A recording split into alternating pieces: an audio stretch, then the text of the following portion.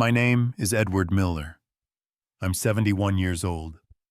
I spent my entire life building everything I have: my home, my business, my reputation, through hard work and persistence.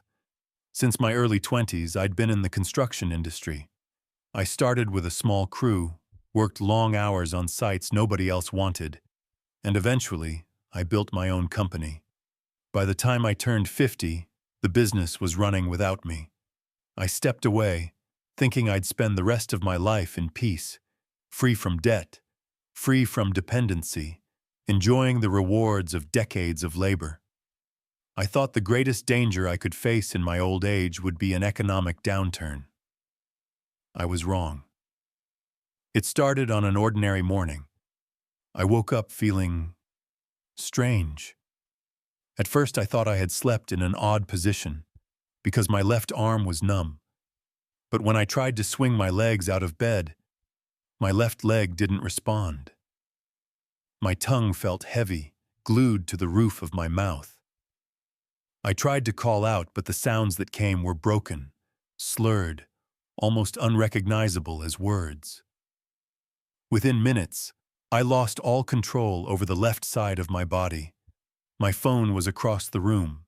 It took everything I had to roll myself out of bed and drag my body across the floor. I don't remember how long it took, but I reached the phone and somehow dialed emergency services. The ambulance arrived quickly. As they lifted me onto the stretcher, one of the paramedics leaned over me and said, "Mr. Miller, you've had a stroke. Don't try to speak. Save your strength." I could only nod. Speaking was impossible. At the hospital, they confirmed it: a major ischemic stroke. My left side was completely paralyzed. The first 3 days were a blur of MRIs, IV drips, and constant monitoring. After the critical phase passed, they moved me into a private room. That's where I met the person who would end up changing the course of my life. Anna. Anna was 28. A nurse assigned to my care. Her job wasn't just to bring medication or check my vitals. Every day, she worked my arms and legs through gentle movements, trying to keep the muscles alive. At first, I could barely twitch a finger, but Anna didn't give up. "These small steps," she would say, "are how we win the big battles." I could only answer with my eyes, but she understood. On my 3rd week in the hospital, my children visited. My son David walked in first, his suit perfectly pressed, a smile that looked more like a performance than genuine concern. My daughter Laura followed, clutching her designer handbag as if she were here for a 5-minute formality before heading somewhere more important. "Dad," David said, pulling up a chair beside my bed, "we've been talking about your situation, about what's best for you." I tried to speak, but my lips betrayed me. Only garbled sounds came out. "It's okay," Laura interrupted. "You don't have to say anything, just listen." David leaned in, lowering his voice. "Managing your assets, the house, your accounts, it's a lot. And you can't, handle it right now. We've spoken to Dr. Harmon. He's your attending physician, and he agrees that giving us power of attorney will make things easier for you. Less stress." My pulse quickened. Power of attorney? That wasn't help. That was control. They continued talking as if they were explaining a favor. "Don't worry," David added. "We'll take care of everything." The next day, a man in a white coat I had never seen before entered my room. He introduced himself as Dr. Harmon, though his name tag was turned away. He asked me a series of simple questions, which I answered with my right hand and eyes. Then, without my consent, he wrote something down and told my children in the hallway, just loud enough for me to hear. "He can't make decisions for himself anymore. I'll prepare the competency report." From my bed, I couldn't move, couldn't shout, but I could hear every word. And in that moment I understood. This wasn't help. This was the beginning of something else entirely. Anna kept the therapy routine tight. Morning range of motion on my left arm and leg. Afternoon assisted standing practice with a gait belt. Evening grip stimulation with a rubber ball. She logged everything in the chart. Timestamps, degrees of flexion, duration of stance. No skipped steps. By the end of week 3, I could hold a seated posture for 3 minutes without support. Speech was still unreliable, but I could form yes/no with blinks and write single letters with my right hand on a whiteboard. Anna noticed I always tensed when David or Laura arrived. On a Tuesday, Anna came in early to check the IV pump. The door was ajar. In the corridor, David and Laura were speaking with Dr. Harmon. Voices low, but not low enough. David, we need the capacity report this week. Dr. Harmon, I can finalize it. Persistent cognitive impairment. Impaired judgment post-stroke. Laura, and the durable power of attorney? Dr. Harmon, the hospital social worker will bring it. You'll sign as agents. He'll consent. David, he can't even talk. Dr. Harmon, he doesn't need to. I'll document assent. Anna froze, then stepped back so they wouldn't see her. She entered my room a minute later, checked my vitals, and wrote on my therapy board in small print, "Do you agree with them taking control of your house/accounts?" Blink. 1 non, no, 2 taus, yes. I blinked once. No. She erased, wrote again. Do you trust Harmon? 1 blink. She capped the marker, nodded once, and kept her voice neutral. We'll continue therapy, Mr. Miller. From that day, Anna started filing copies of everything. Daily progress notes, consent forms, consult requests, Harmon's orders. She sent herself scans to a private email from the staff copier. Audit trail would show a clinical copy job. She used her own credentials, not mine. That evening, the social worker arrived with a durable power of attorney and healthcare proxy. Broad powers, no limits. They placed a pen in my right hand. I drew a shaky line, then stopped. Anna, adjusting my pillow, moved the pen away and said, "He's fatigued. Postpone to tomorrow." The social worker left, annoyed. Anna came back with a simple yes, no board she printed. House, bank, car, medical decisions, attorney, no changes. She asked me to point with my right index finger. I pointed to medical decisions and attorney only. She photographed the board with time/date on her work phone and emailed the photo to herself. Understood, she said. We'll need a neutral evaluator. Next morning, Anna requested a speech-language pathology (SLP) reassessment and a neuropsychology consult, standard post-stroke, but inexplicably absent from Harmon's orders. She wrote in the EHR, "Patient demonstrates consistent command following. Reliable yes/no via blinks/pointing. Recommends formal capacity assessment." Harmon tried to cancel the neuropsych order. Anna appealed through the unit supervisor, citing policy. The order stood. Day 1, neuropsych.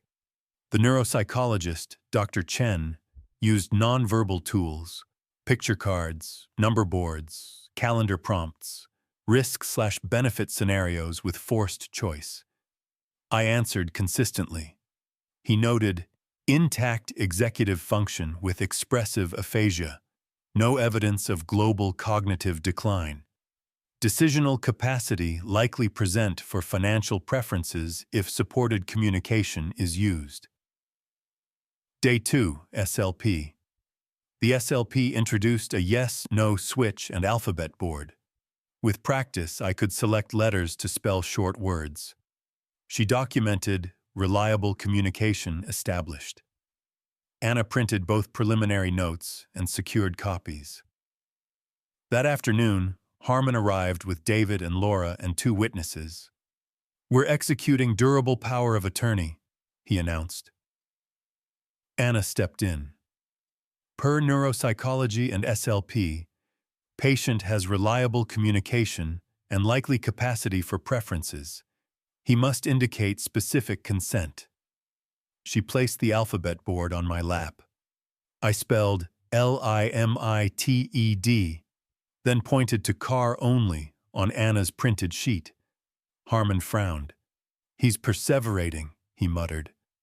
Anna replied, "Documentation says otherwise." David insisted. Anna requested ethics consult. Hospital policy triggered a 24-hour hold on non-urgent legal forms pending ethics review. David left angry. That evening, Anna returned with a small spiral notebook. "Write 3 names of people you trust," she said. I wrote, Anna, Grace, my accountant. Patel, my former attorney.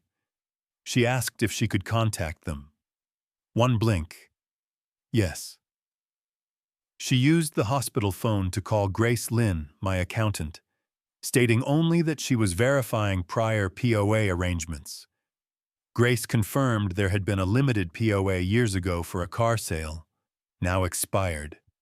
Anna asked Grace to email any prior documentation to a secure address. Grace agreed. Within 24 hours, Anna had neuropsych preliminary note indicating capacity with supports. SLP note verifying reliable communication. Grace's scanned expired limited POA, car only. Photo evidence of my explicit car only, attorney okay, no house/bank selections. Anna suspected speed. If Harmon's report declared incapacity, David and Laura would move assets immediately. She asked me, yes, no board. Do you have online banking? Yes. Do you know login? No. Do you have printed statements? Yes, at home. We needed to know if transfers had already started. Anna couldn't access my finances, but she could document any third-party attempts. She called Grace again and asked her to review recent activity. Grace found new beneficiary change requests submitted digitally 3 days prior, originating from an IP not associated with me. She preserved IP logs and timestamps. Anna asked me to authorize Grace to lock all beneficiary changes pending capacity clarification. I blinked. Yes. Grace executed holds with the bank's fraud units and generated case IDs. Meanwhile, Anna filed an incident report internally, attaching de-identified notes. Concern, premature capacity declaration, family pressure, potential financial exploitation risk. That forced the hospital to open a risk review. Harmon responded by trying to transfer me to a different unit.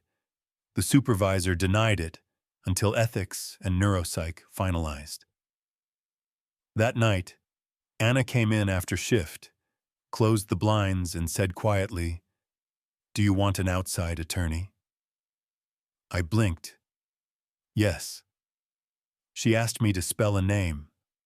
I wrote Patel. She searched public records, found Attorney Raj Patel, elder law. She called from her personal cell, stated she was a nurse witnessing potential exploitation, and asked if he could request hospital access as my counsel. Patel said he'd file an emergency motion in the morning for immediate client access due to communication barriers. Anna documented none of that in the EHR, only clinical facts. The legal reaches would come from Patel. Next day, Ethics Committee met at bedside. Ethics chair, risk officer, social worker, Anna, Harmon, and me. Anna presented therapy progress, SLP and neuropsych notes. Harmon presented his draft. Significant cognitive impairment, unable to make complex decisions. Recommend durable POA to family. Ethics asked him why no standardized tool had been used. He cited clinical judgment. They pushed back. I spelled NODURABLEPOA and pointed again to car only on Anna's sheet. Ethics chair noted patient's consistent, supported preference. Before a decision, Attorney Patel arrived with a court order granting private consultation. Harmon objected. The order stood. Patel met me with Anna and the SLP present to facilitate communication. Over 40 minutes, Patel established my wishes.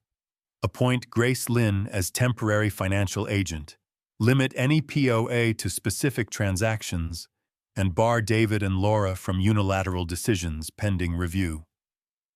Patel left and, by afternoon, filed emergency petition to enjoin any POA other than a limited, transaction-specific document to be executed only with SLP present as communication facilitator.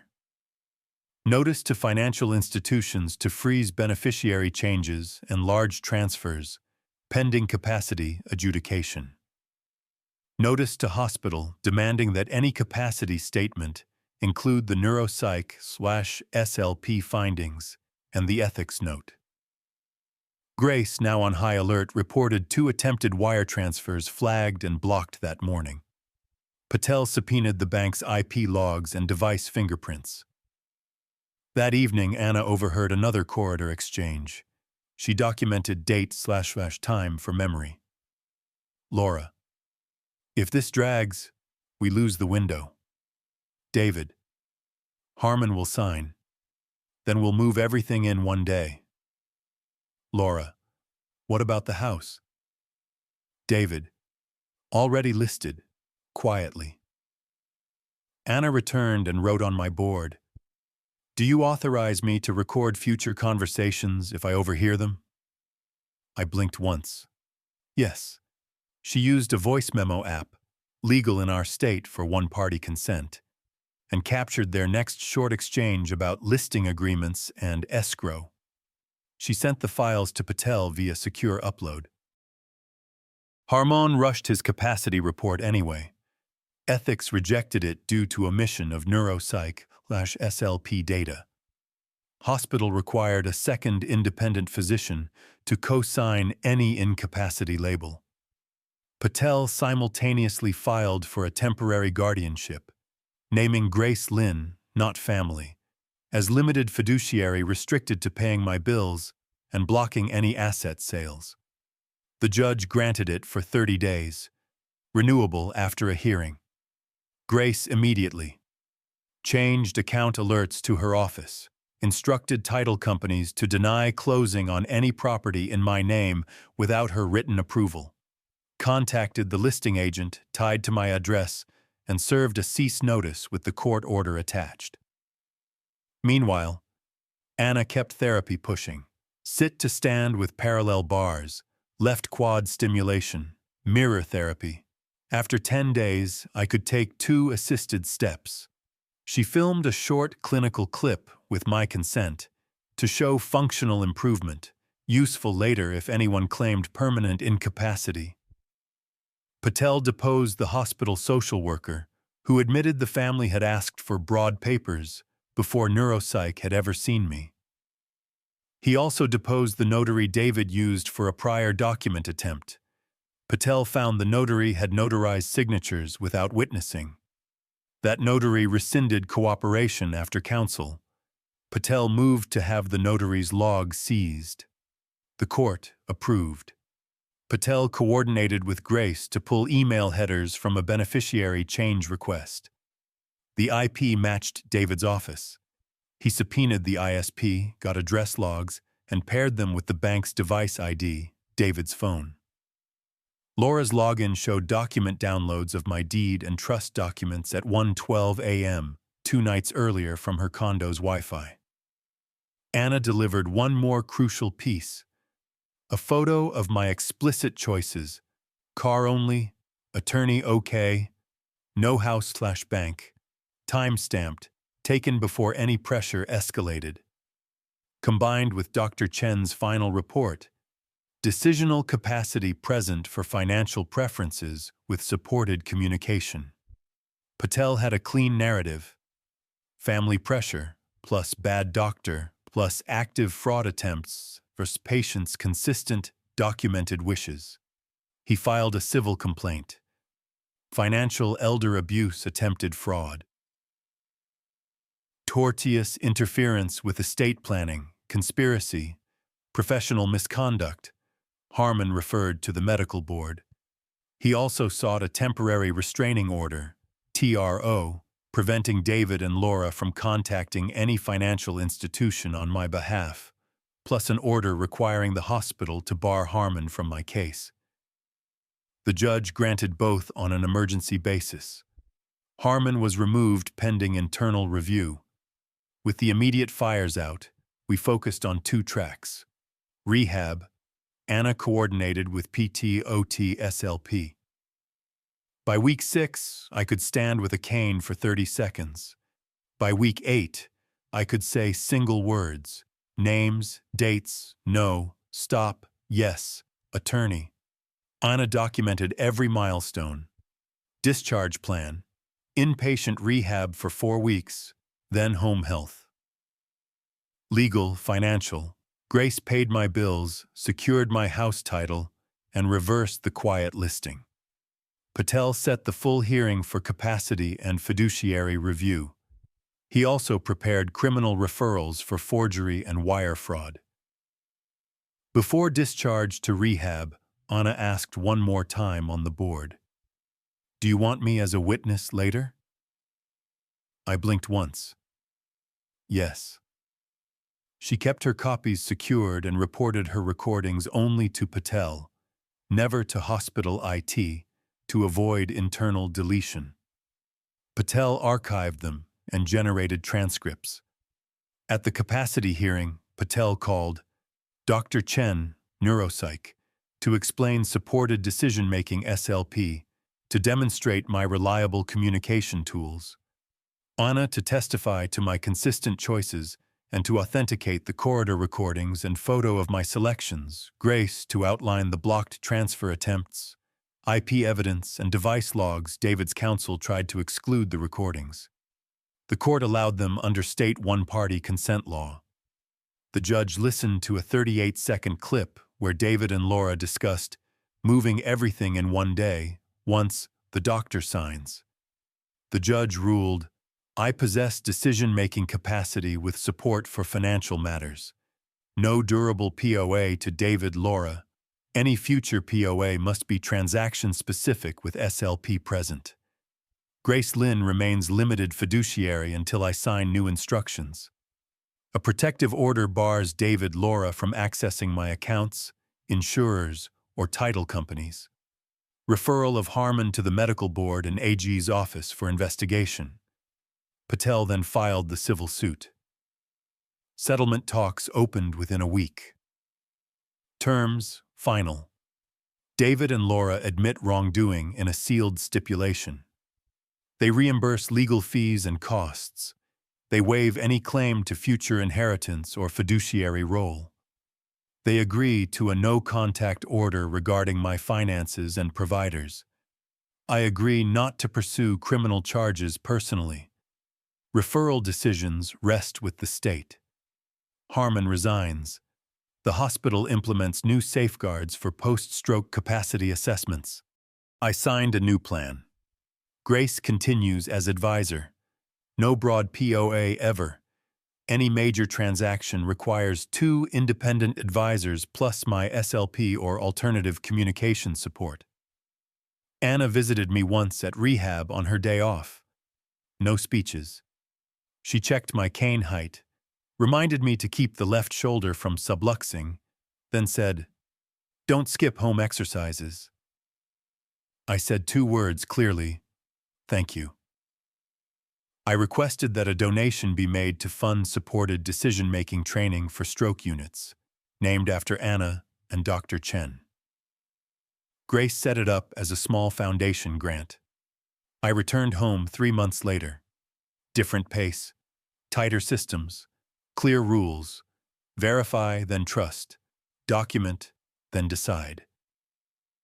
Patel closed the case with one sentence I wrote myself on a form. I will never sign another blank line.